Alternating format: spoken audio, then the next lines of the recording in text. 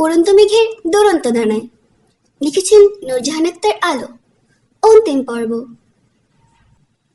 কিছু খাওয়া দরকার ভেবে ঘুরে দাঁড়াতেই দেখে তার পেছনে শুদ্ধ দাঁড়িয়ে আছে। তাকে দেখে ভয়ে দুপা পিছিয়ে যেতেই শুদ্ধ বলল, কুটনামি করা শেষ? এই লোক আবার কখন এলো? এলো তো এলো, নিঃশব্দে আসার মানে কি? কিন্তু কথা হচ্ছে, সব কথা শুনে নিল না তো? শীতল পরপর পলক ফেলল, তারপর ঠোক গিলে পোকার মতন জবাব দিল, গুড। চল গিলবি এবার। না, যাব না আমি। আচ্ছা আমাকে একটা কথা বলতো, ধর তোকে মেরে গুম করে দিলাম, তাহলে তুই কি রাগ করবি? শীতল বিস্ময় নিয়ে চোখ বড় বড় করে তাকালো শুদ্ধর দিকে। এই লোক বলে কি? তাকে অবাক চোখে তাকাতে দেখে শুদ্ধ ঠান্ডা স্বরে বলল, যাবি না? যাবো তো, যাচ্ছি তো। একথা বলে শুদ্ধর আগে আগে হেঁটে উঠোনের কাছে এলো। উঠোনের এ মাথা থেকে ও মাথায় তাকিয়ে টিউবওয়েল চোখে পড়ল না, মুখটা ধোয়া দরকার। তার মনের কথা বিশুদ্ধ পুরুষটা বুঝলো। সে পানির পাত্র থেকে এক মুখ পানি এনে শীতলের হাতে ধরিয়ে দিল। শীতল কৃতজ্ঞ চোখে তাকিয়ে মুখ ধুয়ে শুদ্ধকে বলল, বলছি যে এনারা বরযাত্রীদের খেতে দেয় না? না মানে অনেকক্ষণ হলো এসেছি, খেতে দিচ্ছে না কেন? আমার না ভীষণ ক্ষুধা লেগেছে শুদ্ধ ভাই। আপনি মনের দুঃখে যখন বনবাসে যাওয়ার জন্য বেরিয়ে পড়েছিলেন, তখন থেকেই খাওয়া দাওয়ার পর্ব চলছে। আপনার জন্য বাকিরা বসে আছে, যদি কষ্ট করে সেখানে যেতেন সুবিধা হতো। শুদ্ধ বাঁকা কথা বলল। এবার শীতল গায়ে মাখল না, বরং ফিক করে হেসে ফেলল। সে রাগলে শুধু ইচ্ছে করে আরো বেশি রাগায়, এই কথাটা সে ভুলেই গিয়েছিল। তবে এখন রাগ দেখিয়ে সুন্দর মুহূর্তটা নষ্ট করতে চাইল না দেখে আলতো স্পর্শে শুদ্ধর হাত ধরে দোতলে উঠল। দেখলো সত্যিই তার জন্য সবাই বসে আছে। সে হই হই করে খেতে বসলো। তখন এক দু যুবতী এসে মুচকি হাসতে হাসতে ওদের সবাইকে কলা পাতা দিয়ে গেল। শীতলের আগে কখনো কলা পাতায় খায়নি। বলা বাহুল্য, এটাও নতুন অভিজ্ঞতা হবে ভেবে সে ভীষণ খুশি। এরপর সাদা ভাত, বাঁশকরলের তরকারি, কলা পাতায় মোড়ানো লেকের মাছ, মুরগির মাংস, পাঁচ মিশালি সবজি, শেষ পাতে আচার আর মিষ্টি দই। সব মিলিয়ে রান্না মজা হয়। সবাই বেশ তৃপ্তি সহকারে খেলো। খাওয়ার পর বিয়ের আয়োজন শুরু হতেই শীতল বলল, আচ্ছা শুদ্ধ ভাই, খাওয়া দাওয়া শেষ হয়ে গেল, কিন্তু বিয়ে পড়ালো না কেন? এরা কি বিয়ে পড়ায় না? এরা বৌদ্ধ ধর্মের অনুসারী, এরা আমাদের মতো কবুল বলে না। ও। এরপর কিছুক্ষণ থেমে বলল, অবাক লাগছে, আমাদের একদিন বিয়ে হবে, কিন্তু আমি কাঁদবো না। কেন কাঁদবি না? আমি বাইরে যাব নাকি যে কাঁদবো? তাছাড়া কাঁদলে মেকআপ নষ্ট হয়ে যাবে না? মেকআপ নষ্ট হলে বাসর ঘরে আপনি তোমাকে দেখে ক্রাশ খাবেন না। আর বর যদি ডেপ ডেপ করে তাকিয়ে না থাকে, তাহলে বউ সেজে টাকা জলে যাবে না? বলুন। শুধু জবাব দিল না। পাগলের সাথে বক বক করে মাথা খারাপ করা যাবে না। অতপর বরযাত্রীরা নতুন বর বউকে নিয়ে বাড়ির পথে রওনা দিল। পাশাপাশি গ্রাম হয়, পৌঁছাতে আধা ঘন্টাও লাগলো না। বউকে বরণ করে বসানো হলো উঠোনের এক কোণে। পাড়া পড়শি এসে দেখে যাচ্ছে নতুন বউ, জিজ্ঞাসা করছে এটা ওটা। এদিকে শুদ্ধরাও রেডি বেরিয়ে পড়ার জন্য। সুধাংশু বাইরের দিক সামলে তাদের কাছে গিয়ে দাঁড়ালো। ঘেমে একাকার অবস্থা তার। বেচারা এক হাতে সবকিছু সামাল দিচ্ছে। বড় ভাই নেই বিধায় নিজের বিয়েতে কাজকর্ম নিজেকেই করতে হচ্ছে। সুধাংশু অনেক করে জোর করলো আজকের রাতটা থেকে যাওয়ার জন্য, কিন্তু কেউই রাজি হলো না। বরং সুধাংশুকে শুদ্ধ, অর্ক, কামরান, স্যান্ডি, হাসান এক একে জড়িয়ে ধরলো এবং কেউ যেন না দেখে এমন ভাবে সুধাংশুর হাতে একটা করে চেক তুলে দিল। সুধাংশু অবাক নয়নে তাকিয়ে থেকে আচমকা শব্দ করে কেঁদে ফেললো। আসলে বর্তমানে তার পারিবারিক অবস্থা খুবই খারাপ। তার মায়ের ব্রেন ক্যান্সার, বাবা বিগত 5 বছর যাবৎ বিছানাগত, ছোট বোন ক্লাস 7-এ পড়ে। বাবা মায়ের ভালো চিকিৎসার জন্য যে অর্থের প্রয়োজন সেটা জোগাড় করা তার পক্ষে সম্ভব নয়। আরো একটা কথা, সুধাংশু চাকমা শুধু তার ফ্রেন্ড নয়, বরং ল্যাবের কাজে সাহায্য করা সাধারণ সহকারী। শুদ্ধই সবার সামনে সহজ আর সাধারণভাবে তাদেরকে পরিচয় করাতে বলেছিল, কারণ সব জায়গায় স্পেশাল সাজতে ওদের ভালোও লাগে না। অনেক বোঝানোর পরও সুধাংশুকে দেখে সকলে আরেকবার করে জড়িয়ে ধরলো। কামরান তো কানে কানে বাসর রাত নিয়ে দুষ্টু কথা বললো। এবার না চাইতেও হেসে ফেললো সুধাংশু। তারপর ওরা হাসি মুখে নতুন বউ সহ বাড়ির সবার থেকে বিদায় নিয়ে বেরিয়ে পড়লো। আসার সময় যেভাবে ট্রলারে করে এসেছিল, যাওয়ার সময় সেভাবেই সদরঘাটে পৌঁছালো। কিন্তু সদরঘাটে পৌঁছাতে পৌঁছাতে মাগরিবের আজান পেরিয়ে গেল। ধরনেও ধীরে ধীরে অন্ধকারে ডুবে থাকলো নিজ নিয়মে। তারপর তারা চাঁদের গাড়ি করে রাঙামাটি বাস স্ট্যান্ডের দিকে রওনা হলো। শুদ্ধ অর্ঘ্যকে বলল বাকিদের সাথে করে খেয়ে নিতে। সে বাসের টিকিট কেটে আসছে। অনেক লম্বা লাইন, এখানে দাঁড়িয়ে লাভও নেই। অগত্যা অর্ঘ্য সবাইকে নিয়ে ছোট একটা রেস্তোরাঁয় গেল। একটু পরে শুধু অনুভব করে কেউ পাশ থেকে তার শার্ট আঁকড়ে ধরে আছে। ঘুরে তাকাতেই দেখে শীতল মুখ কাঁচুমাচু করে দাঁড়িয়ে আছে। তাকে দেখে শুধু কিছু বলল না, সে যেন জানতো এমনটাই হবে, বরং ব্যাঙেচি না এলে অস্বাভাবিক কিছু মনে হতো। তারপর শুধু এমন ভাবে শীতলকে আগলে রাখলো যেন কারো গায়ে গা না থাকে। তাদের এতক্ষণ খেয়াল করছিল সামনে থাকা একটা ছেলেটা হঠাৎ শুধুকে ইশারা করে কাছে ডাকলো। তারপর শুধু থেকে টাকা নিয়ে তাদের টিকিট কাটতে সাহায্য করলো। শুধু কৃতজ্ঞতা প্রকাশ করে শীতলকে নিয়ে ফাঁকা জায়গায় এসে শার্টের কলার পেছনে ঠেলে দিল। গরমে যায় যে অবস্থা, শার্টটা ভিজে উঠেছে ঘামে। তার অবস্থা দেখে শীতলের খারাপ লাগলো। সে কারো পরোয়া না করে ওড়না দিয়ে শুদ্ধর কপালের ঘাম মুছে দিল। তারপর এদিক ওদিক তাকাতে তাকাতে অস্থির গলায় বলল, ঠান্ডা পানি পাওয়া যাবে না এখানে? না, মেজর শাহাদাত চৌধুরীকে বল হেলিকপ্টারে করে পাঠাতে। শীতল জবাব দিল না। তখন শুদ্ধ বলল, বসে খাবি নাকি পার্সেল করে নেব? কোনটা ভালো হয়? 10 মিনিটের মধ্যে বাস ছাড়বে। এক কাজ করি, পার্সেল করে আনি। আর তুই তো মুরগি, টুকটুক করে ঘন্টা না লাগিয়ে খেতে পারিস না। তাহলে পার্সেল করেই আনেন। আর কিছু লাগবে? না। শিওর তো? কিছুই লাগে না, অথচ শুকনো খাবার যতই কিনি ইঁদুর এসে খেয়ে যায়। এই কথা বলে শুদ্ধ শীতলকে নিয়ে একটা দোকানে গেল। সুযোগ বুঝে যত রকমের শুকনো খাবার পছন্দ হলো শীতল সব নিল। সেসব নিয়ে ঘুরে দাঁড়াতেই দেখলো অর্করা খেয়ে বেরিয়ে এসেছে, সঙ্গে তাদের জন্য খাবার পার্সেল করে নিয়েছে। দুজনকে পাশাপাশি দেখে স্যান্ডি শুদ্ধকে বলল, ভাই রে ভাই, কপাল করে একটু ব্যাগেজই পেয়েছিস ভাই। এত করে বোঝালাম, তাও তো কিছু একদমও থাকতে না আজ। শুধু কিছু বললো না, কারণ সে জানে তার ব্যাগেজি কেমন। স্যান্ডি পয়সা শুদ্ধকে দিতে গেলে শুদ্ধ উল্টো তার হাতের ব্যাগ প্যাকেট সহ টিকিট ধরিয়ে দিয়ে ইশারায় বাস দেখিয়ে দিল। তারপর শীতলকে নিয়ে চললো আরেক দিকে। রেস্টুরেন্টের দিকে যেতে যেতে শীতল বলল, পার্সেল তো নিলাম, আবার ওইদিকে কেন শুদ্ধ ভাই? এখানকার ওয়াশরুমে নাকি সোনা বাঁধানো, তাই দেখতে যাচ্ছি। আগে বলতেন ওয়াশরুমে যাবেন, একটা ড্রেস আনতাম, এই সুযোগে চেঞ্জ করে নিতাম। একটা ড্রেস সারাদিন পরে আছি। একথা শুনে শুদ্ধ হঠাৎ দাঁড়িয়ে গেল। তারপর তার শুকনো মুখের দিকে তাকিয়ে জিজ্ঞাসা করলো, শরীর খারাপ করছে? ওই একটু। না মানে ঠিক আছে। ট্রলিতে ড্রেস আছে? দাঁড়া, কোথাও যাবি না, আমি এক্ষুনি আসছি। একথা বলে শুধু দ্রুত পায়ে এগোলো বাসের দিকে। ততক্ষণে স্যান্ডিরা ব্যাকপ্যাক নিয়ে বাসে উঠে বসেছে। সে দ্রুত শীতলের ছোট্ট ট্রলিটা নিয়ে ফিরে এসে শীতলের হাতে ধরে দিয়ে বলল, ঢোলা ঢালা শুধু নরম কোনো ড্রেস পরবি, ইচ্ছে হলে মাথায় পানি দিস, আমি এখানেই দাঁড়িয়েছি, যা। একথা বলে ট্রলি শীতলের হাতে দিলে শীতল মেয়েদের ওয়াশরুমে চলে গেল। শুদ্ধ পুরুষের ওয়াশরুমে ঢুকে রুমাল ভিজিয়ে ঘাড় কাঁধ মুছে নিল, হাত ভিজিয়ে চুলে ব্যাগ ব্রাশ করলো বেশ কয়েকবার। তারপর কাজ সেরে আগের স্থানে দাঁড়িয়ে রইল শীতলের জন্য। 4 মিনিটের মাথায় শীতল হালকা গোলাপি রঙের 3 পিস পরে বেরিয়ে এলো, চুলে বেনুনি করা। চুলে বেনুনি না খুলে চাঁদের উপর ইচ্ছে মতো পানি ঢেলেছে। ভালো করে হাত মুখ ধুয়ে এখন শান্তি লাগছে। শুধু হাত বাড়িয়ে ট্রলি নিজের হাতে নিয়ে তার হাত ধরে বাসে উঠল। এই বাসটা রাঙামাটি থেকে সরাসরি খাগড়াছ হয়ে যাবে। ঘড়িতে তখন রাত 8টা 20। শুদ্ধরা কেউ পাশাপাশি সিট পায়নি। অর্ক আর স্যান্ডি বাসের মাঝামাঝি সিটে, নীরা আর হাসান সামনের দিকে, কামরান এক বুড়ি দাদির পাশে, আর শুদ্ধ শীতল তাদের থেকে 3টা সিট পরে। কিছু করার নেই, মানিয়ে নিতেই হবে ভেবে যে যার সিটে বসলো। শীতলও আরাম করে বসে গা এলিয়ে দিল। একটু পরে বাস ছাড়লো। জানালা খোলা বিধায় দমকা বাতাস গায়ে লাগতে শরীর জুড়িয়ে গেল। সারাদিনের ক্লান্তিতে দুচোখ বুজে আসছে। সে একরাশ ক্লান্তি নিয়ে শুদ্ধর দিকে তাকালো। তারপর ধীরে ধীরে বেশ আদরে স্বরে বলল, আমি একটু ঘুমাবো শুদ্ধ ভাই, সারাদিন তো অনেক বকাবকি করলেন, এবার না হয় বুকে ঠাই দিন। কে ঘুমা? খাইয়ে দিন। শুধু কথা বাড়ালো না, ঘুমে ঢুলে ঢুলে শীতলকে খাওয়াতে খাওয়াতে নিজেও খেল। তারপর শীতল লোক মানল না, জন মানল না। শুদ্ধর এক বাহু জড়িয়ে ধরে তার কাঁধে মাথা রেখে ঘুমিয়ে গেল। একটা মানুষ খাওয়ার পরপরই এত তাড়াতাড়ি ঘুমাতে পারে? ব্যাঙাচি পারে। এদিকে বাসের ভেতর লাইট জ্বালিয়ে রাখায় শুদ্ধ ঘুমাতে পারছিল না। অনেক যাত্রীর সমস্যা হচ্ছিল, তাই একটা সময় লাইটটা নেভানো হলো। আধার হলো 4দিক। এবার শুদ্ধ শীতলের মাথাটা নিজের বুকে টেনে নিয়ে চুলে হাত ডোবাতেই বুঝলো চুলের গোড়া ভেজা। তাই ধীরে ধীরে সে শীতলের কোমল সমান লম্বা বেনুনিটা খুলতে লাগলো। সর্দি লাগানোর জন্য সেভাবে বেঁধে রেখেছে। শুদ্ধ এবার তাকে বুকে আগলে কপালে আলতো করে একটা চুমু খেলো।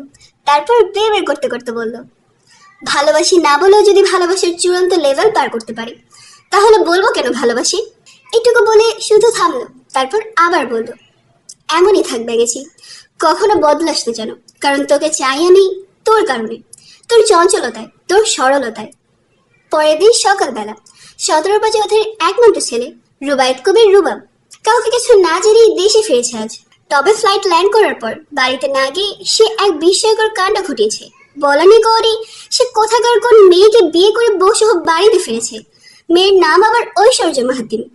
দেখতে বেশ সুন্দর, বেশভূষা এবং চেহারার জৌলস বলে দিচ্ছে ভীষণ স্মার্ট। মুখের ভাষা স্পষ্টত বলে দিচ্ছে উচ্চশিক্ষা অর্জনকারী মেয়ে। একা একা বিয়ে করেছে, অথচ মুখে ভয় কিংবা অস্বস্তির রেশ মাত্র নেই। অচেনা বাড়ি বলে চোখের কোনো ভয় নেই, চুপ করে মার্জিত ভঙ্গিতে বসে আছে। রুবাবের মধ্যেও হেলদোল দেখা যাচ্ছে না। সে সোফায় শুয়ে আপেল খেতে ব্যস্ত, কখনো ফোনে গেম খেলছে, কখনো এই কাউকে ফোন করে কথা বলছে। মানে সে যে একটা আকাম করেছে তাকে দেখে কেউ বলবেই না। ছেলে একা একা বিয়ে করলে ছেলের মায়েরা সচরাচর সহজে মেনে নেয় না। মারধর, গালাগালি সহ নানান ঝামেলার সম্মুখীন হতে হয়। কেউ কেউ বাড়িতেই তুলে নেয় না। কিন্তু 17 পাশে সব কিছুই করলেন না, শুধু দুজনকে সামনাসামনি বসিয়ে শান্ত সুরে বললেন, তোমরা কি স্বেচ্ছায় কাউকে না জেনে বিয়ে করেছো? ইসলাম ধর্মে অভিভাবকের উপস্থিতি ছাড়া বিয়ে বাতিল। আমি চৌধুরী বাড়িতে খবর দিচ্ছি, তারা এলে আবার বিয়ে পড়ানো হবে। শুভ কিছু সূচনা শুভ কাজ দিয়েই হোক। মা, তোমার অভিভাবকের ফোন নাম্বার দাও, আমরা কথা বলে নিচ্ছি। আমার সৎ বাবা ছাড়া কেউ নেই, উনি আসবেন এই বিয়েতে। সাক্ষী দেওয়ার মতো কেউ নেই? আছে, কিন্তু ভাইয়া বাইরে আছে। তোমার ভাইয়া নাম কি? শোয়েব শুদ্ধ। শোয়েব শুদ্ধ? আমাদের শুদ্ধ? জি। তুমি তাকে কিভাবে চিনো? আমি ভাইয়ের ল্যাবে কাজ করি, মূলত ভাইয়ের থেকেই কাজ শিখেছি। তুমি সায়েন্টিস্ট? জি। ও আচ্ছা। তারপর বাড়ির পরিবেশ একদম ঠান্ডা। শতরূপা চৌধুরী নাস্তা বানিয়ে ওদের খেতে দিল। তারপর চৌধুরী বাড়িতে ঘটনা জানালেন। 3 গিন্নি ও ছেলে মেয়েদেরকে নিয়ে শরাফত ও সাফওয়াত চৌধুরী বেরিয়ে পড়লেন। সায়নকে বললে সে এলো না, তাই তাকে বাড়িতে থাকতে বলা হলো। সায়ন অবশ্য চেষ্টা করলো স্বর্ণকেও রাখার, কিন্তু স্বর্ণ ইচ্ছে করে মিটে মিটে হাসতে হাসতে তাকে একা বাড়িতে রেখে চলে গেল। কোথায় ফাঁকা বাড়িতে দুজনে প্রেম টেম করবে তা না, বেয়াদবটা তাকে ফেলে ঠ্যাং ঠ্যাং করতে করতে চলে গেল। রান্না বান্না করে যাওয়ায় সায়নের কোনো সমস্যা হলো না। সে দুপুরের দিকে শাওয়ার নিয়ে লাঞ্চ করে শুয়ে শুয়ে শীতলের সাথে কথা বলল। শীতল যা যা করেছে সবকিছু যেন ওগলালো সায়নের কাছে। বলা বাহুল্য, সায়ন হচ্ছে শীতলের কাছে কথা জমা রাখার বিশেষ ব্যাংক।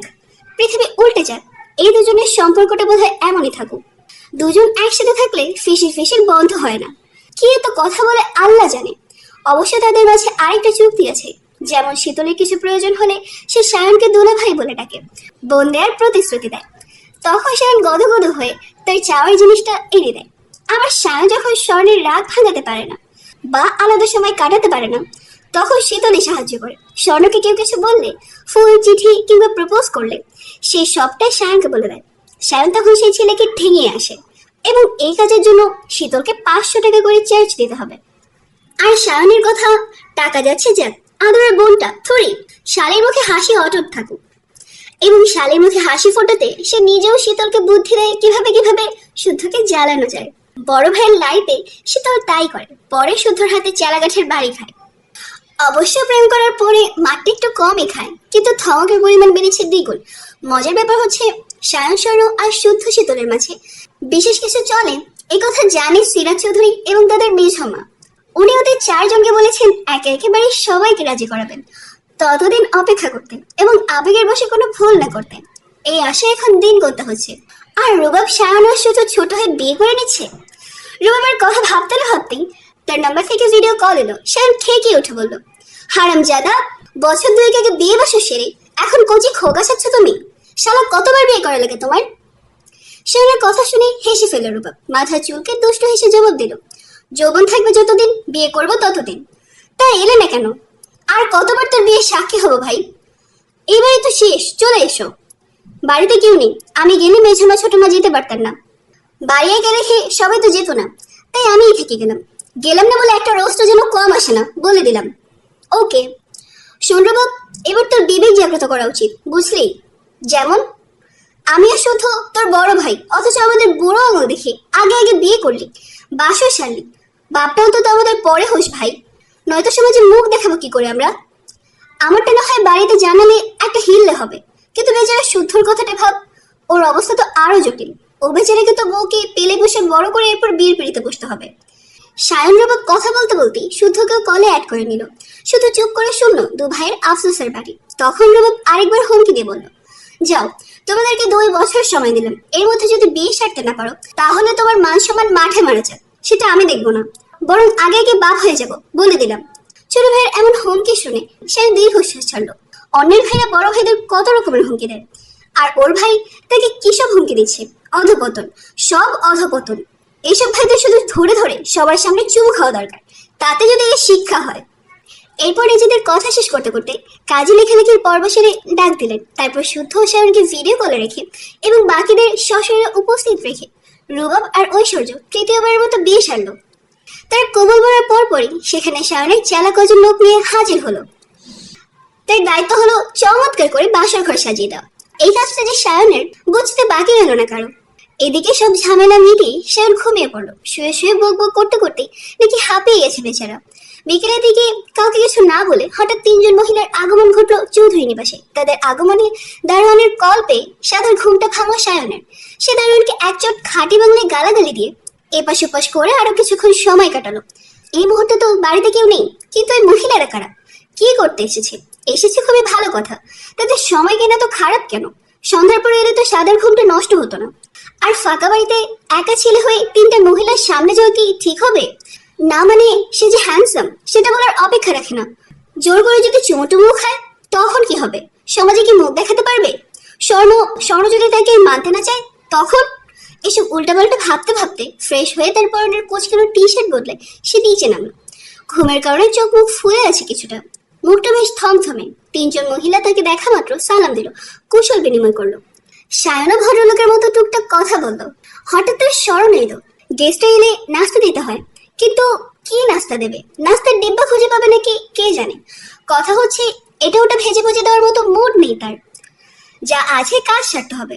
মনে মনে এই কথা ভেবে সে ওনাদের বসতে বলে রান্নাঘরে গেল। ফ্রিজ খুলে দেখে অনেকগুলো দেশি লেবু। শরবত বানাতে আলসেমি লাগছে। আচ্ছা, লেবু কেটে একটু লবণ ছিটিয়ে দেবে নাকি? না, সস্তা নাস্তা হয়ে যায়। আর একটু বড় লোক নাস্তা দেওয়া উচিত। চৌধুরী নিবাসের গেস্ট বলে কথা, কিন্তু কি দেবে? গরু খোঁজা করে খুঁজতে খুঁজতে সে নাস্তার ডিব্বা পেল। সেখানে বিস্কুট থেকে শুরু করে নানা পদের নাস্তা রাখা। সে হাফ ছেড়ে হরেক পদের নাস্তা ট্রেতে সাজিয়ে এনে সামনে রাখলো। হাসি মুখে নাস্তা করতে বলল। বয়সে যিনি বড় তিনি এবার জানালেন ওনাদের আসার আসল কারণ। আসলে ওনারা স্বর্ণের জন্য খুব ভালো বিয়ের একটা প্রস্তাব এনেছেন। ছেলে হার্ট সার্জন, নাম পিয়াল হাসান। দেখতে শুনতেও বেশ ভালো। 3 বোনের পর একটাই ভাই সে। বড় বোনদের চোখের মনেও বাবা মা কেউ বেঁচে নেই। বোনদের সবার বিয়ে হয়ে গেছে। ভাইয়ের গতি করার জন্য বোনেরা সুযোগ্য পাত্রী খুঁজছেন। গতকাল ভার্সিটি যাওয়ার সময় মোড়ের ওপর স্বর্ণকে দেখেছে ছেলের বোনেরা। বেশ পছন্দ হয়েছে বিধায় খোঁজ খবর নিয়ে এসেছেন প্রস্তাব নিয়ে। মেয়ের অভিভাবকেরা সম্মতি প্রকাশ করলে ছেলেকে নিয়ে পাত্রী দেখতে আসবেন এবং রিং পরিয়ে যাবেন। সায়ন মনোযোগ সহকারে পুরো ঘটনা শুনলো। বিজ্ঞের মতো মাথা নাড়িয়ে কিছু ভাবলো। নিজেদের কথা শেষ করে পাত্রীর বোন ট্রেতে থাকা মিষ্টি নিতে গেলে সে ট্রেটা চট করে নিজের দিকে টেনে নিল। তারপর থমথমে সুরে বলল, আমার বউয়ের জন্য বিয়ের প্রস্তাব এনেছেন, আমার মিষ্টি খাওয়ার আশা করছেন? দুঃখিত, আমি আমার বউয়ের বিয়ে দেবো না। ড্রয়িং রুম পেরিয়ে দরজা, তারপর কিছু দূর হাঁটলে মেইন গেট দিয়ে বেরিয়ে সোজা নিজের বাড়ি চলে যাবেন। বউয়ের বিয়ের প্রস্তাবনা ব্যক্তিদের খুশি মনে নাস্তা করাতে পারলাম না, ধন্যবাদ। একথা বলে সে গড়গড় করে ট্রেনে রান্নাঘরে চলে গেল। কত বড় সাহস তার! স্বর্ণকমলার জন্য বিয়ের প্রস্তাব এনেছে। আর ছেলে হার্ট সার্জন, তাতে কি? সে কোনো দিক থেকে কম নাকি? আসছে হার্ট সার্জন, হার্ট না বাল সার্জন। ওইসব সার্জন গিয়ে সেও পারে, শুধু মানুষ বাঁচে না তাই। ঘন্টার পর ঘন্টা হার্টের উপর ডাক্তাররা ঠুকুর ঠুকুর করে। সে কি পাগল নাকি যে তাই করে সময় খরচ করবে? আর এত ধৈর্য কোথায়? এই জন্যই তো ধারালো ছুরি গলা বরাবর চালায়, পেশেন্ট রূপে অপরাধীরা ছটফট করে, তারপর শেষ। একদম সহজ উপায়, সহজ হিসাব। আর এতদিন বেঁচে থেকে এবার কি করবে শুনি? পৃথিবীতে যে ঠাডা পড়ে গরম রে ভাই, এর চেয়ে 3 হাত মাটির নিচে ঠান্ডা ঠান্ডা কুল কুল মুড নিয়ে নিশ্চিন্তে ঘুমানো ভালো না? অবশ্যই ভালো। আসলে পাবলিক আসলে বোঝে না তাই। এসব ভেবে ট্রেন নাস্তা ফিরিয়ে এনে ড্রয়িং রুমের সোফায় আরাম করে বসলো। সেন্টার টেবিলের উপর 2 পা তুলে ওর উপর ট্রেটা রাখলো। তারপর টিভিতে খেলা দেখতে দেখতে একে একে সব নাস্তাগুলো সাবার করলো। শুধু তার ট্যুরে আসার আজকে 4র্থতম দিন। আগামীকাল ফিরে যেতে হবে ব্যস্ততার শহরে। আবারও সেই বিরক্তিকর ট্রাফিক জ্যাম, ব্যস্ততা, ছোটাছুটি। কিন্তু এত সুন্দর জায়গা ছেড়ে কারোর যেতে ইচ্ছা করছে না। ইচ্ছে করছে না ছেড়ে যেতে পাহাড়ের মৃদুর মায়া, সবুজের সৌন্দর্য, উড়ন্ত মেঘের দুরন্তপনা, বুড়ো ফুলের গন্ধ আর প্রাণ ভরে শ্বাস নেওয়ার জন্য নির্মল বায়ু। কিন্তু যেতে তো হবে, কারণ সবার পরিবার পরিজন আছে। পরিবারে থেকে মানুষগুলোর টানে তাদের ফিরতে হবে, তাদের ভালো রাখার সব দায়িত্ব পালন করতে হবে। জীবন মানে তো এটাই। গতদিন সন্ধ্যারা খাগড়াছড়ি পৌঁছে আরেকটা রিসোর্টে উঠেছে। এটা খুব সুন্দর না, তবে চল উৎসই। একটু ভালো মানের রিসোর্ট বুক করতে চেয়েছিল, কিন্তু পায়নি। সেগুলো পেতে সপ্তাহখানেক অপেক্ষা করতে হবে। তাদের প্রায় 50 জনের দলটি সময় বেঁধে নিয়ে দল বেঁধে প্রায় অনেক জায়গায় ঘুরলো। স্বপ্নের মতো সুন্দর জায়গাগুলো মন ভরে দেখলো। নতুন নতুন অভিজ্ঞতা হলো, কত শত স্মৃতি করিয়েছে। পাহাড়ি বাজারে গিয়ে নতুন নতুন ফল পাকড় যা পেলো খেলো, এবং বুঝলো মানুষ এখান থেকে গিয়ে কেন পাহাড়ি পেঁপে আনারসের এত সুনাম করে। তারপর পাহাড়িদের বাজার থেকে শৌখিন জিনিস কেনাকাটা করলো। শীতল বাড়ির সবার জন্য অনেক কিছুই কিনলো।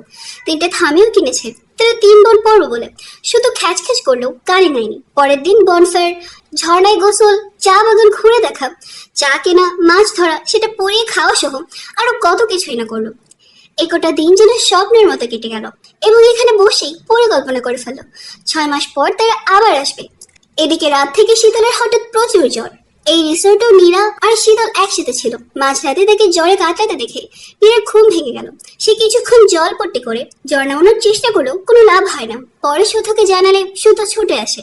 কোনো কারণে অতিরিক্ত কান্নাকাটি করলে জ্বর চলে আসে, এটা শুদ্ধও জানে, এবং এই ভয়টাই পাচ্ছিল সে। শুদ্ধ তার কপালে হাত দিয়ে জ্বর মেপে নেয়। জ্বরের মাত্রা দেখে বালতি করে পানি এনে মাথায় পানি ঢালতে থাকে। এত রাতে সবাই জেগে থাকার মানে হয় না, তাই শুদ্ধ বলল চলে যেতে, সামনে নিতে পারবে। কামরান, অর্ক, স্যান্ডি, হাসান, নীরা যেতে না চাইলে শুদ্ধ জোর করে পাঠালো তাদের। তারা যেতেই শুদ্ধ শীতলের মাথা ভালো করে মুছিয়ে দিয়ে শক্ত করে বুকের সাথে চেপে ধরলো। তারপর নিচে স্বরে বলল, এত ভেঙে পড়লে চলবে, শক্ত হতে হবে না। শীতলের দুর্বল হাতে শুদ্ধকে আঁকড়ে ধরল, অথচ তার চোখের কোণা দিয়ে এখনো জল গড়িয়ে যাচ্ছে। বুক ভেঙে আসছে, শরীর থরথর করে কাঁপছে। শুদ্ধ জোর করে হালকা কিছু খাইয়ে ওষুধটা খাওয়াতে গিয়ে আরেকটা বিপত্তি বাঁধল। বড় ওষুধ শীতল গিলতে পারে না, গলায় বেঁধে যায়। অগত্যা বাচ্চাদের যেভাবে ওষুধ গলিয়ে খাওয়ানো হয়, উপায় না পেয়ে শুদ্ধ তাই করলো। ধুম জোরে কাতর শীতল শুদ্ধর শার্টটা আঁকড়ে ধরে ফ্যালফ্যাল করে তাকিয়ে রইল। শুদ্ধকে দেখতে দেখতে তার চোখ ভিজে যাচ্ছে, আর শুদ্ধ যত্ন করে মুছিয়ে দিচ্ছে। সারা রাত জ্বর থাকলেও ভোরের দিকে শীতলের জ্বর ছুটে ঘাম শুরু হলো। এই ঘামটা বসলে সর্দি লাগতে পারে ভেবে শুদ্ধ তোয়ালে ভিজিয়ে আবারও যতটুকু সম্ভব হাত পা গলা মুছিয়ে দিল। ঠান্ডা তোয়ালে গায়ে ঠেকতেই শীতলের ঘুমটা হালকা হয়ে পিটপিট করে তাকালো সে। তারপর নিজের অবস্থা এবং কিছু কথা মনে পড়ে ঠোঁট ভেঙে পুনরায় কাঁদতে গেলে শুদ্ধ নরম সুরে বলল, একেবারে মেরে ফেলবি আমায়? কাঁদছিস কেন? জানিস না কান্নাকাটি পছন্দ না আমার? আমাকে কষ্ট দিলে শান্তি পাস না, তাই না? কত করে বারণ করলাম, শুনলি না। এখন নিজে তো কষ্ট পাচ্ছিসই, আর আমাকেও কষ্ট দিচ্ছিস। ধ্রুব, আমি কারো কথা শুনবো না। ওরা ওরা শুদ্ধ শীতলকে কথা শেষ করতে দিল না। ঠোঁটে আঙুল চেপে ধরে কিছু বলতে বারণ করলো, কারণ কথা বলতে নিলে আরেক চোট কান্নাকাটি করবে। এত নরম হলে চলবে? পৃথিবীর নরম মনের মানুষদেরকে পিষে দিতে ওস্তাদ। তাছাড়া বেঙেছিকে কি করে বোঝাবে? তাকে এভাবে কাঁদতে দেখতে ওর ভালো লাগছে না। তখন ফজরের আজান দিল। একটু পরেই ভোরের আলো ফুটতে শুরু করবে। এদিকে শীতলের জ্বর নিয়ে দেখে শুদ্ধ তাকে ধরে ওয়াশরুমে নিয়ে গেল। ফ্রেশ হয়ে এসে ব্যালকনিতে দাঁড়ালে শীতল শুদ্ধর কাজ জড়িয়ে ধরে রুগ্ন স্বরে বলে, আজ না আমাদের মেঘের রাজ্যে যাওয়ার কথা ছিল? ফিরে যাওয়ার আগে আমি আরেকবার মেঘ ছুতে চাই শুদ্ধ ভাই, প্লিজ।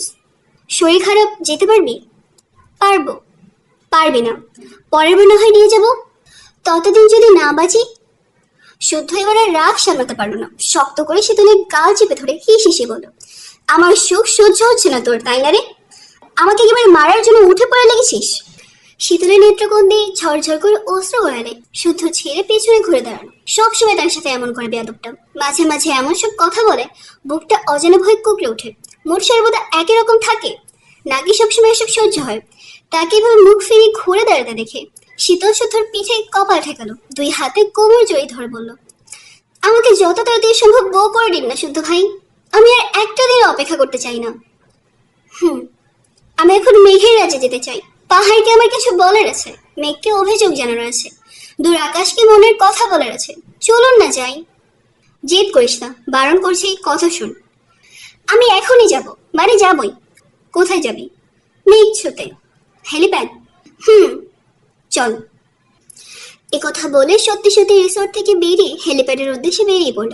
হেলিপ্যাড মূলত খোলা সমতল জায়গা, চারপাশে কোনো বাধা নেই। তবে সেখানে গিয়ে দাঁড়ালে 360 ডিগ্রি ওপেন ভিউয়ের দেখা মেলে। চোখের সামনে সারি সারি ছোট বড় পাহাড়, নিচে সবুজ উপত্যকা আর দুষ্টু মেঘেদের খেলা। মেঘ দেখে মনে হয় হাত বাড়ালে ছুঁয়ে ফেলা যাবে। সূর্য ওঠার সৌন্দর্য ভাষায় প্রকাশ করার মতো না। তারা সেখানে পৌঁছালে শীতল চুপচাপ চারপাশটা দেখলো। তার মাঝে কোনো চঞ্চলতা নেই, হাসি নেই, আগের দিনের মতো মেঘ ছুঁতে লাফালাফিও করলো না। ছল ছল চোখে তাকিয়ে শুদ্ধর আঙুলের ভাঁজে আঙুল রেখে সূর্যোদয় দেখলো, দেখলো প্রকৃতির রূপ।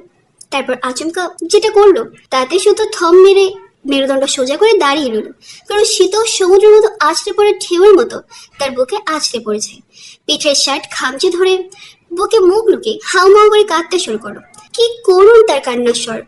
এখানে এসে অব্দি যা দেখেছে সেটা দেখেই মুগ্ধ হয়েছে। বারবার মনে হয়েছে সুস্থভাবে বাঁচতে পাহাড় বেছে নেওয়া উচিত, কিন্তু এখন সেসব কিছুই ভালো লাগছে না। বরং পাহাড় দেখলে বুক ফাটা কান্না আসছে, বুক পাঁজরটা কুড়ে কুড়ে খাচ্ছে। শীতল কাঁদতে কাঁদতে হঠাৎ বলল, আজ নতুন সকালে সূর্য উঠলো, কত মেঘ ভেসে গেল উড়ন্ত ডানার স্বপ্ন কাঁধে নিয়ে, আর আমি আমার ভালোবাসার সাক্ষী রেখে গেলাম পাহাড়ের চূড়ায়। এইটুকু বলে শীতল থামলো, তারপর জোরে জোরে নিঃশ্বাস নিয়ে পুনরায় বলল, ধ্রুব ভাইয়ের ভালোবাসা অমর হয়ে রয়ে গেছে পাহাড়ের বুকে, ওদের ভালোবাসা অমর থাকুক। কিন্তু আমি শীতল পারবো না। আমার আমার শুদ্ধকে ছাড়া একটা মুহূর্ত বাঁচতে, আমার বিশুদ্ধ পুরুষকে ছাড়া আমার অস্তিত্ব মুছে যায় কি পৃথিবীর বুক থেকে। আমাদের পবিত্র ভালোবাসা ইতিহাসের পাতায় রচিত না হোক, না হোক লোক সমাজের জলজান্ত উদাহরণ। আমি শুধু আপনাকে চাই, শুধু আপনাকে, আমার সঙ্গে করে, আমার চির ছায়া করে। এসব বলতে বলতে শীতলকে ব্যাকুল হয়ে কাঁদতে রেখে শুদ্ধ মৃদু হাসলো, ভরসার হাত রাখলো তার মাথায়। তাকে হারানোর ভয় যে শীতলের মধ্যে ভালোভাবে আঁকড়ে ধরেছে সেটাও বুঝলো শুদ্ধ। আসলে হারানোর ভয় না থাকলে ভালোবাসা গাঢ় হয় না, ভালোবাসা জিনিসটা উপলব্ধি করা যায় না। ভালোবাসি বললেই কি ভালোবাসা হয়? গাঢ় স্পর্শে কি ভালোবাসার জয় হয়? হয় না। এই যে ধ্রুব আর তার প্রেম কাহিনী শোনার জন্য সে কতই না ব্যাকুল হয়েছিল, কিন্তু যখন শুনলো তখন নিজেকেই সামলানো কষ্টসাধ্য হয়ে যাচ্ছে। সে নিজেই মানতে পারছে না তাদের পরিণতি। সে একবার একটা উপন্যাস পড়ে ভীষণ কেঁদেছিল, কাঁদতে কাঁদতে অবস্থা খারাপ হয়ে গিয়েছিল। তার অবস্থা দেখে বাড়ির সবাই হেসেছিল, কিন্তু কাউকে বোঝাতে পারেনি তার মনের অবস্থা। বোঝাতে পারেনি গল্পের চরিত্রগুলো যখন মনোযোগ সহকারে পড়া হয় তখন নিজের ভাবনাগুলো কল্পনায় ভর করে জীবন্ত হয়ে ওঠে। মনে হয় গল্পে যা ঘটেছে সেটা ভাবনা নয়, বরং বাস্তবিক ঘটেছে। গল্প পড়ে একাকার করে মেয়েটা যখন কারো জীবনের নির্মম কাহিনী শোনে তখন তার পক্ষে কি স্বাভাবিক থাকা সম্ভব হয়ে ওঠে? ওঠে না। শীতলও পারছে না, কিছুতেই পারছে না। তার মাথার মধ্যে ঘোরপাক খাচ্ছে ধ্রুবতারা। কে এই ধ্রুবতারা? শুধু যখন বললই না তখন তার মনে জেদ চেপেছিল, যেভাবেই হোক শুনেই ছাড়বে। যে ভাবা সেই কাজ। সে শুদ্ধর কাছে পুনরায় আবদার রাখলো এবং তাকে অবাক করে দিয়ে শুদ্ধ তার হাতটা শক্ত মুঠোয় আঁকড়ে ধরে বলতে শুরু করলো, আর্শিয়ান দেওয়ান ধ্রুব, আশরাফ ও পুষ্প দেওয়ানের একমাত্র ছেলে, ঢাকায় উচ্চবিত্ত পরিবারের ছেলে। যেমনই নাম তেমনি দেখতেও। সে ভালোবাসত তারা নামের একটি মেয়েকে। প্রথম দেখায় সে তারাকে ভীষণ ভালোবেসেছিল, কিন্তু তারা তাকে শুরু থেকে এড়িয়ে চলত। পথ আটকে কিছু বললেও সে জবাব অব্দি দিত না, পাশ কেটে পালিয়ে যেত। তবুও ধ্রুবর প্রেম কমাতো দূর, দিনকে দিন বেড়েই যাচ্ছিল। পরে জানা গেল তারা বোবা। বোবা একটা মেয়েকে কে বা ভালোবাসতে চায়? খুব বেশি হলে দয়া দেখানো যায়, কিন্তু ভালোবাসা যায় না, বাড়ির বউ করাও যায় না। কিন্তু তারার দুর্বলতা জেনে আরো বেশি করে তাকে ভালোবাসলো ধ্রুব। সবার বিরুদ্ধে গিয়ে নিজেদের বিয়েও করলো। সংসার করেছে তার 1 সপ্তাহ। দুজনের গায়ে তখন নববিবাহের ছাপ। তারার পছন্দ ছিল আকাশ। সে চাইতো এমন এক জায়গায় যেতে যেখানে চোখ ভরে আকাশ দেখা যায়। তার কথা শুনে ধ্রুব তাকে নিয়ে রাঙামাটিতে এসেছিল। এখানকার এত বড় খোলা আকাশ দেখে খুশিতে পাগলের মতো হাসছিল তারা। তার হাসি দেখে ধ্রুবর ইচ্ছে করছিল পৃথিবীর শখ সুখ তার পায়ের কাছে এনে দিতে। এরপর পরদিনই পাহাড়ের কিনারে দাঁড়িয়ে ধ্রুবর বুকে মাথা ঠেকিয়ে সূর্যডোবার দৃশ্য দেখছিল তারা। হঠাৎ তারা দেখতে পেল ধ্রুবর পায়ের কাছে একটা সাপ। সে সাহসী মেয়ের মতো সাপটা ছো মেরে সরিয়ে পেছনে সরতেই পাহাড় থেকে তার পা ফসকে যায়। আতঙ্কে তারও মনে ছিল না পাহাড়ের শেষ কিনারে দাঁড়িয়ে তারা। ফলস্বরূপ নিচে পড়ে যায় তারা। হতভম্ব হয়ে ধ্রুব শুধু নিজের চোখে দেখে তার প্রাণপ্রিয় তারার অকাল মৃত্যু।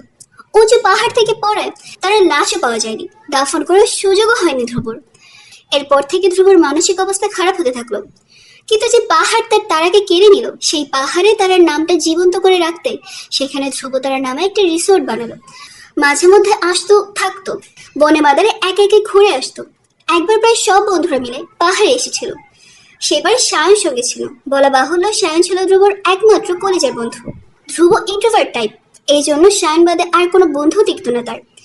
এমনিতে অনেক ফ্রেন্ড ছিল, কিন্তু বেস্ট ফ্রেন্ড ওই সায়নই। তারা চলে যাওয়ার পর সায়ন তাকে স্বাভাবিক করতে অনেক চেষ্টা করেছিল। ছায়া সঙ্গীর মতো ধ্রুবর পাশে থাকতো সব সময়, যাতে ধ্রুব সুইসাইড বা কোনো খারাপ চিন্তা করতে না পারে। এইভাবে 1 বছর পর বন্ধুরা মিলে আবার রাঙামাটি আসে। ধ্রুব বলে তার আর জন্মদিন পাহাড়ে সেলিব্রেট করতে চাইছে, তাই কেউ কোনো বাধা দেয়নি। ওরা ওঠে ধ্রুব রিসোর্টে, থাকে কয়েকদিন। সেই পাহাড়ে আবার যায় ওরা, দেখতে থাকে সবকিছু। পাহাড়ে উঠে ধ্রুব চুপ করে বসেছিল।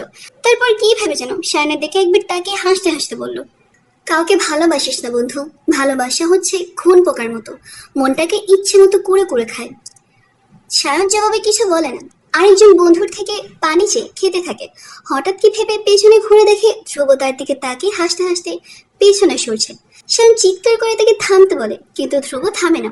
আকাশের দিকে তাকিয়ে গগনধারী চিৎকার করে বলে ওঠে, তারারাই শুধু ভালোবাসতে জানে না, ধ্রুবরাও ভালোবাসে। তারা ছাড়া ধ্রুব নেই, ছিল না, থাকবেও না। প্রকৃতিকে সাক্ষী রেখে জানিয়ে গেলাম, ধ্রুব তারার পথ চলা এখানে থামলেও আমরা সবসময় থাকবো আকাশে ধ্রুব তারা, পাহাড়ের বাকি সুদামাটির গন্ধে। বন্ধুরে, মাফ করে দিস, আমি আমার তারাকে ছাড়া নিঃস্ব। একথা বলে ধ্রুব থামে। তারপর আকাশের দিকে তাকে আবার বলে, আমার তারা, তারা পাখিরে, তোকে যে ভীষণ ভালোবাসি। যেখানে তুই নেই সেখানে আমি কিভাবে থাকি।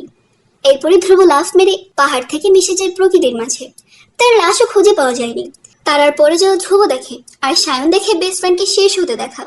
সেই যে তখন সায়ন পাহাড় ছেড়ে গেছে, আর পাহাড়ে আসার কথা মুখেও নেয় না। কিছু জিজ্ঞাসা করলে বলে যে পাহাড় আমার বন্ধুকে গিলে নিয়েছে, আমার কথা বলার মানুষটার স্বপ্ন কেড়ে নিয়েছে। আমি কখনো যাব না সে বেইমান পাহাড়ে। এরপর থেকে সায়নের জীবনে আর কোনো বন্ধুর ঠাঁই নেই, ধ্রুবই ছিল, আর সেই শেষ। আর ঘটনা শুনে সরলমনা শীতল কাঁদতে কাঁদতে শেষ। সে যেন ধ্রুব তারাকে তাদের আসনে বসাতেই কাটা মুরগির মতো শুধু ছটফটিয়ে যাচ্ছে। তারাকে ছেড়ে ধ্রুব বেঁচে ছিল, কিন্তু সেদিকে কি বেঁচে থাকা বলে? আহারে, কতই না জানি কষ্ট হচ্ছিল তার। সে কি চোখ বন্ধ করতে পেরেছে? চোখ বন্ধ করার সাথে সাথে তার চোখের পাতায় সেই দৃশ্য ভেসে ওঠেনি। তবে ধ্রুব যে কয়দিন বেঁচে ছিল, শুদ্ধ শীতল তাও পারবে না। শুধু মুখের কথা নয়, সত্যিই পারবে না। কারণ ওরা সারাদিন যতই ঝগড়া করুক, সঙ্গ ছাড়ে না। আর ধ্রুব হয়তো তারাকে পড়ে যাওয়া দেখে নিজেকে সামলাতে পেরেছিল, কিন্তু শুদ্ধ কি তা পারতো না। কারণ সেই থেকে শীতলকে পড়তে দেখে হারানোর ভয়ে একবার হার্ট অ্যাটাকের শিকার হয়েছিল শুদ্ধ। ঠিক কতটা ভালোবাসলে কেউ এমন করে? মুখে বলে না ভালোবাসি, তবে ভালোবাসা থেকে মনকে তো আর আটকাতে পারে না। সেদিন তারার জায়গাতে যদি শীতলও থাকতো, শুদ্ধ বোধহয় সত্যি সত্যি লাফিয়ে পড়তো, আঁকড়ে ধরতো শীতলের এক হাত। কারণ অঘোষিতভাবে শুদ্ধকে ছাড়া একা কোথাও যাওয়ার পারমিশন নেই শীতলের। যেতে পারবে না, পারলেও যেতে দেবে না শুদ্ধ। এটাও যদি ভালোবাসার অংশ হয়, তবে ভালোবাসা যদি না হয় তাহলে না হোক। মুদ্রা কথা, পৃথিবীতে কোটি কোটি মানুষ, কোটি কোটি মানুষের ভালোবাসার ধরন আলাদা, প্রকাশ আলাদা। যদি মুখে ভালোবাসার কথা বলে মুখ ফুটে তুলে ঠিকই, কিন্তু মনে এক ফোঁটা ভালোবাসা রাখে না। আবার আরেক দল আছে যারা কোনোভাবে ভালোবাসি বলবে না, তবে মনের কোঠরিতে একজনের নামে ভালোবাসার বাড়ি বানাবে, তাকে সেই বাড়ির রাজরানী বানাবে। উদাহরণ দিতে গেলে বলতে হয় শুদ্ধর কথা। আর শুদ্ধদের কপালে জুটে শীতলের মতো সরল মনা চঞ্চল মানবী, যারা অন্যের কষ্টে কষ্ট পায়, অন্যের পরিণতি দেখে ব্যাকুল হয়ে কাঁদে।